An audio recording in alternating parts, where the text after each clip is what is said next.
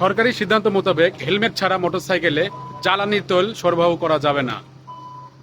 Medina তেল পাম্পে আমরা দেখছি যে হেলমেটের বিষয় মদিনা তেল কর্তৃপক্ষ খুব সচেতন।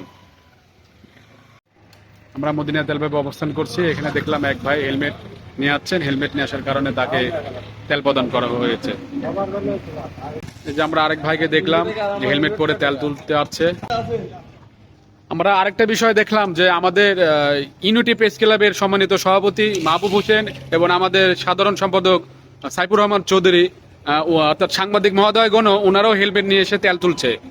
এখানে সাংবাদিক প্রশাসন থেকে শুরু করে সবারই হেলমেট বাধ্যতামূলক। সে অর্থাৎ ইউনিটি প্রেস ক্লাবের সভাপতি, আপনি এই বিষয়ে কিছু বক্তব্য থাকলে বলেন যে আপনাদের হেলমেট পরে এসে তেল নিলেন।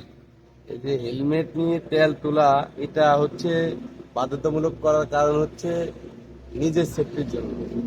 যদি হেলমেট নিয়ে আসে অবশ্যই মাথায় দিয়ে নিয়ে আসবো, তাহলে নিজের সেফটিটা থাকে, যার কারণে এই আইনটি তৈরি করা হয়েছে, অন্য কিছু না। প্রিয় দর্শক, আমরা এখানে দেখাচ্ছি মদিনা তেল পাম্পে অবস্থান করছি। এখানে ইউনিটি প্রেস ক্লাবের সাংবাদিক এবং সাধারণ সম্পাদক ওনারাও মাথায় হেলমেট পরে অর্থাৎ মদিনা তেল পাম্পের থেকে আপনার হচ্ছে তেল নিলেন এবং মাথায় হেলমেট দিয়ে ওনারাও এখন বের হয়ে চলে যাচ্ছেন।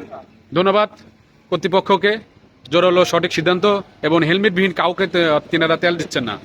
আমরা এখন একটু এই তেল পাম্পের অর্থাৎ যারা তেলের দায়িত্বে আছেন একটু ওনাদের সঙ্গে কথা বলবো যে হেলমেট ছাড়া কি ওনার কি তেল দিচ্ছেন কিনা, এমন ধরনের কোনো কিছু হচ্ছে কিনা বা কি বিষয়, এই বিষয়ে তাদের সঙ্গে আমরা একটু কথা বলবো।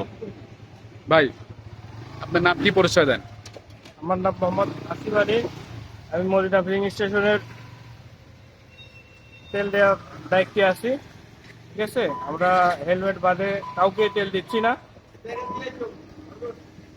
কাউকেই দিচ্ছি না তেল আমরা অবশ্যই।